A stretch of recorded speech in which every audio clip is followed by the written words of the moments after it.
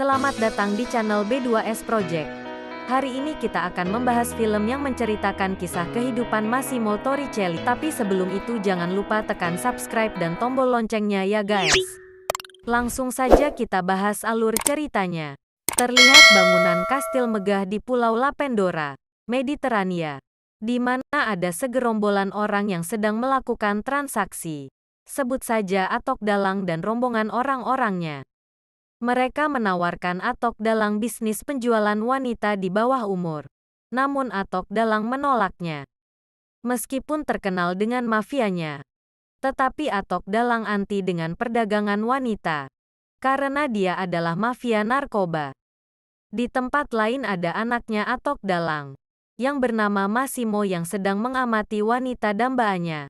Sang ayah mendekati Massimo dan mengobrol tentang masa depan Massimo.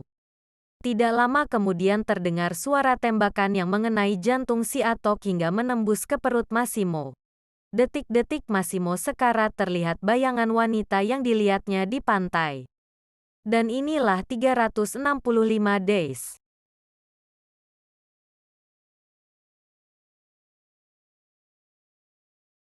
Lima tahun berlalu. Dan ternyata Massimo selamat dari tembakan. Mereka sedang membahas harta yang diwariskan ayahnya bersama pamannya. Mau tidak mau Massimo akan melanjutkan bisnis terbesar ayahnya. Di tempat lain ada nama Laura. Dia bekerja di hotel terbesar di Polandia. Sepulang dari kerjaan, Laura meminta Kimpoi sama pacarnya. Tapi sial, pacarnya menolak dengan dalih Laura kerja dari pagi tidak baik untuk kesehatan jantungnya. Namun Laura tidak kehabisan akal. Di kamar Laura colok-colok sendiri. Mantap.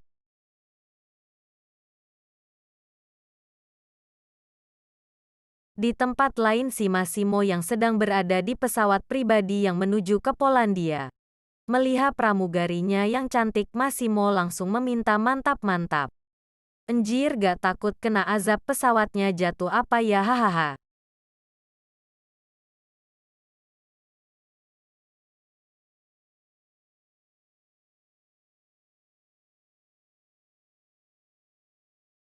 Lanjut, guys. Laura sedang merayakan ulang tahunnya bersama pacar dan teman-temannya. Sampai suatu ketika Laura ingin pergi ke toilet. Di perjalanan menuju toilet Laura dikejutkan dengan seseorang yang tiba-tiba muncul di belakangnya. Sontak Laura kaget karena dia tidak mengenal Massimo sama sekali. Ketika Laura beranjak meninggalkan Massimo, tiba-tiba dia menghilang. Keesokan harinya Laura sama temannya berjemur di pinggir kolam dan mengobrol dengan temannya.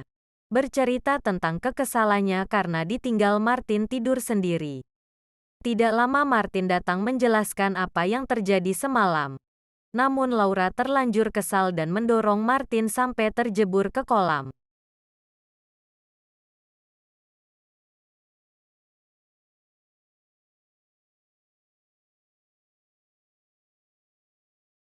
Waktu perjalanan pulang ke hotel Laura merasa ada yang mengikuti. Dan benar saja. Tiba-tiba di depan Laura muncul seseorang yaitu Massimo.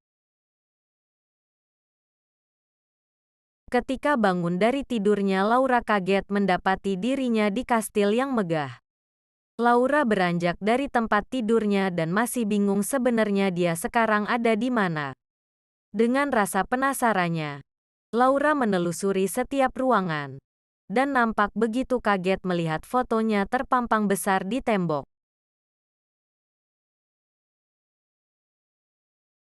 Massimo pun tiba-tiba di belakangnya. Lalu Laura menanyakan apa maksud dari semua ini. Massimo pun menjelaskan. Aku sudah mencarimu ke seluruh dunia selama 5 tahun. Dan akhirnya aku menemukanmu. Begitulah kata Massimo. Namun setelah menjelaskan panjang lebar kali tinggi, Massimo membuat keputusan. Aku kasih waktu 365 hari. Kalau kamu belum mencintaiku akan kubebaskan kamu. Begitulah ujar Massimo. Keesokan harinya Laura berkeliling kastil mencoba untuk kabur. Tapi sialnya Laura malah melihat Massimo membunuh orang yang tak lain adalah saudaranya karena sudah mencoreng nama baik keluarga besarnya dengan memperdagangkan wanita. Massimo pun kaget. Karena aksinya diketahui Laura, scan berlanjut. Saat Laura tiba-tiba terbangun dan mendapati Massimo ada di sampingnya. Massimo menjelaskan apa yang terjadi semalam. Hingga Laura mempercayainya. Setelah itu Laura berpikir akan memancingnya dengan mandi tanpa sehelai pakaian di depan Massimo. Massimo pun lalu ikut mandi. Mereka saling memandang tubuh satu sama lain. Semakin panas saja guys. Iya. Namun ternyata ketika Massimo sudah mulai terpancing dan mulai keras, Laura pergi meninggalkannya. Haduh nasibmu malang Johnny.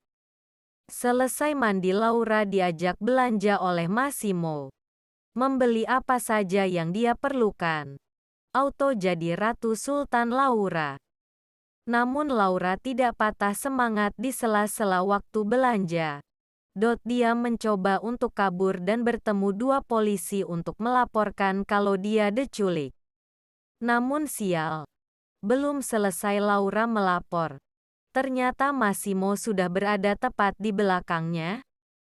Alhasil gagal maning. Malam telah datang. Laura dengan seksi masuk ke kamar Massimo. Dan maksud memancing Johnny bangun lagi.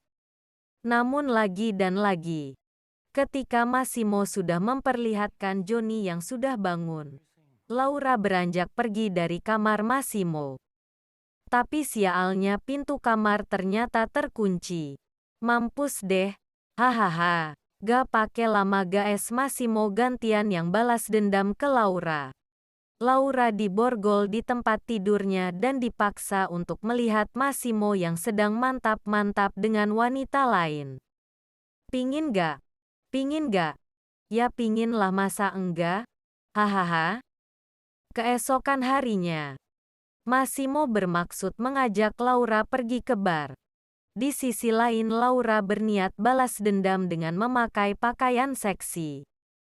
Ketika sampai di bar, Massimo kaget melihat pakaian Laura terlalu seksi. Tidak sampai di situ ternyata Laura memancing amarah Massimo dengan menggoda pria lain.